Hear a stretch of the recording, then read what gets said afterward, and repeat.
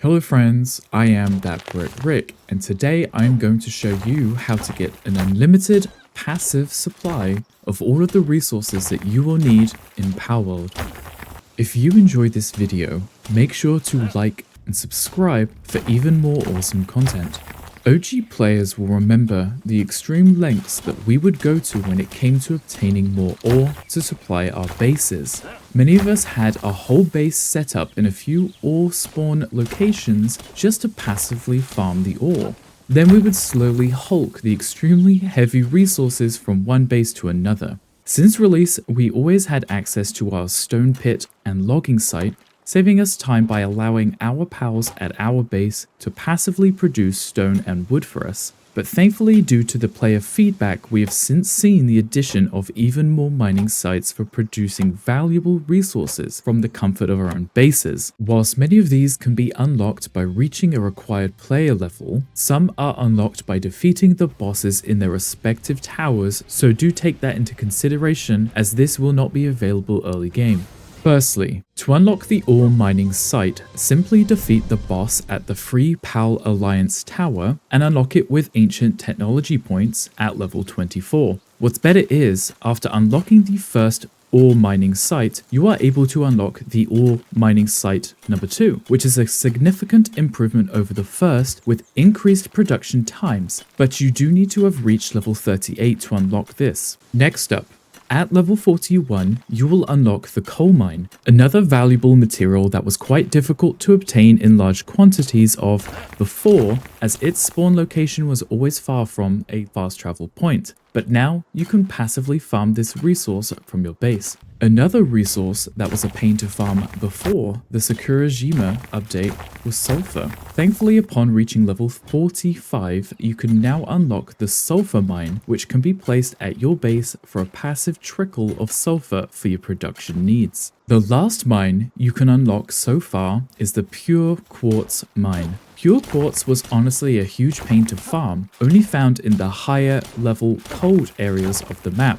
Whilst not as heavy as ore is, it is still rather heavy and you will quickly become encumbered, making farming pure quartz a hassle, considering how much you will need for circuit boards. Thankfully, now after defeating the boss over at the Tower of the PAL Genetic Research Unit and reaching level 50, you will be able to unlock and place the Pure Quartz Mine in your base to allow your pals to help passively farm this material, saving you a ton of time and effort carrying this back to your base. Personally, I like to use a team of Bastigor at my base. They may only be level 3 in lumbering and mining, but they are smaller and don't need a ton of food, making them great for working in a smaller base without getting stuck. Also unlocked at level 50, but with no special unlock requirements, is the Crude Oil Extractor. This allows you to produce crude oil from oil fields. These can currently only be found on Sakurajima Island though, so you will need to build another base in that area if you do wish to farm for this resource. Now, this isn't every valuable resource in the game,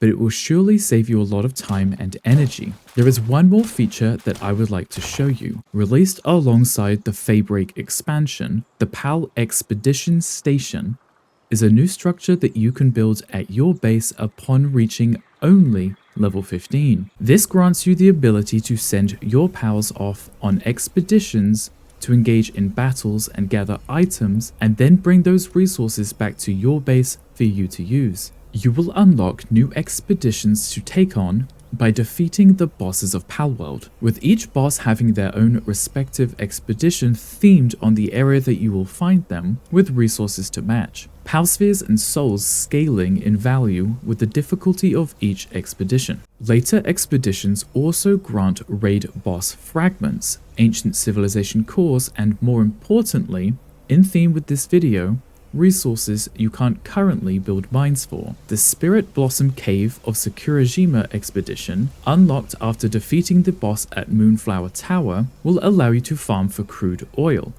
Whilst it does take an hour to complete, you may also obtain legendary and ultimate spheres to sweeten the deal. The last expedition, the Dark Cave of Feybreak, is unlocked by defeating the boss at Feybreak Tower. You can also obtain crude oil here, but This is also a great place to obtain chromite passively. You can also obtain chromite with a metal detector when exploring the island of Feybreak. If you have a smoky pow with you, you can also obtain even more chromite, but this isn't passive production in the slightest. Unfortunately, there is no expedition or mine that allows you to passively farm Hexolite Quartz, but there is a nice location with 3 Hexolite Quartz crystals where you can pop up a little base and let your pals farm those for you. This is currently the best way to passively farm for the Hexolite Quartz. Maybe we will get a new expedition later, but with it being so valuable in Hexolite crafting,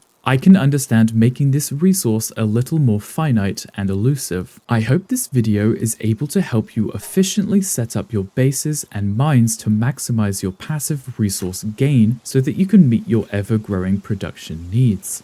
Like and subscribe for even more content.